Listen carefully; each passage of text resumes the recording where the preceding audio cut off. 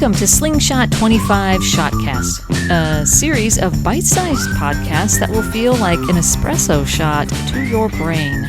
I'm Jackie. And I'm Courtney. Something we've been thinking about is what it feels like to work for your company. Mm-hmm. Yes. Your company, each and every one of you. It's kind of creepy that we know where everyone works, and we've been thinking about your workplace.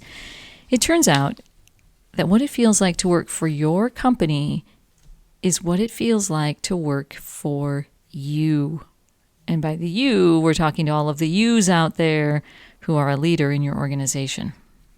That is profound and very, very true. Because if you think about your best work experience and your worst work experience, a person's face comes to mind because your experience was based on what it felt like to work for them.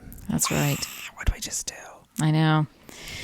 So what we're really getting at here, of course, is that leaders have an outsized impact on the employee experience. I mean, let's be serious. There's other things going on here, but we really want to focus in on the fact that how you behave as a leader affects the people that work for you. I know there's other stuff happening. I know other things go down in their day, but how you treat that person is a big deal. You are probably the most important input in terms of what the environment is like in your workplace for your team members. And yep.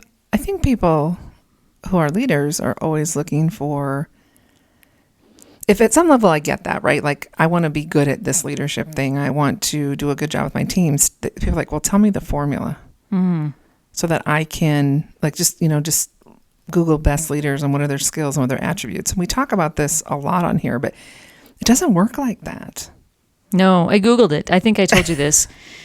Back in the day when you did Google things before you chat GPT'd things, and I got 494 million responses of how to be a good leader. So the sky's the limit. And that leaves us in this place of understanding leadership as something that just really happens in every minute. It was Tom Peters who said, excellence is the next 5 minutes. And we borrow that and we say it in leadership. Leadership is always what happens in the next 5 minutes. And there's no formula for that. There's no checklist for that.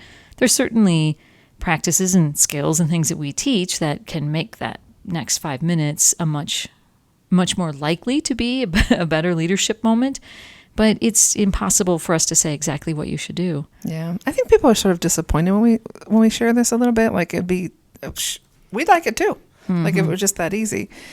But here's why, it's true that it just depends. And you have to sense and respond all the time. Really good leaders just constantly sense and respond and do the next thing. Like, think about people that you're really good friends with. Do you guys always like the same people?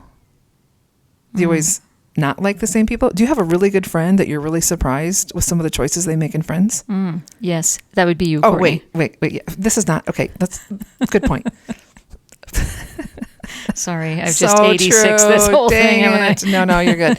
So how can that be, right? If I'm a person of substance, if I'm a person of values, if I'm a person that shows up a certain way and I'm friends with you, and I really don't like your friends, it's just evidence, right? That we are all different and each experience is different. You can work for people and say, who's the best boss you ever had? And someone will say, oh my gosh, I love so-and-so. And they're like, what? Mm-hmm. They were awful. Well, what's true? Right. And what's really true is that the best leaders, if you want to be effective as a leader, you have to know your person in the moment and listen and pay attention and respond in a way that helps them feel valued and cared about all the time. That's the only thing that works, right. ever. And then they're still going to tell a story about you and might say you were the worst boss they ever had or the best boss. We don't know because it's complicated and it's complex and it's hard. That's right. Which, let's also just to be completely and fully fair to all those leaders out there is it takes two to tango, as they say. And so there's going to be people who don't bring their best to work every day on your team. And despite your best efforts as a leader, it still may not work out. And we are very, I don't want to say I was about to say we're quick to say, we're not quick to say this, but we do believe that there's no such thing as unlimited loyalty or unlimited patience. We're not saying hang in there with everyone, because you have people on your team that just by being there and acting the way that they act, the choices that they make in behavior are doing a lot of damage. And so it's your job as a leader to deal with that. And if that ends up in them no longer working there, I can imagine the story they're going to tell about you, which maybe leads us to another topic for another day, which is the idea of why it's not a good goal to set as a leader to be liked by everyone. That'd be a very good topic. But we're also going to talk about why, if you're actually talking about that, you've kind of missed the point. So we'll talk about how that misses the point and how to think about it instead. But I think we've said enough for now to fill your mind with your little shot of espresso. I like it. Okay, so I guess that's all for this episode of our Shotcast, but we always have much more to say. And if you want more, you can drop us a line at slingshot25.com. Until next time.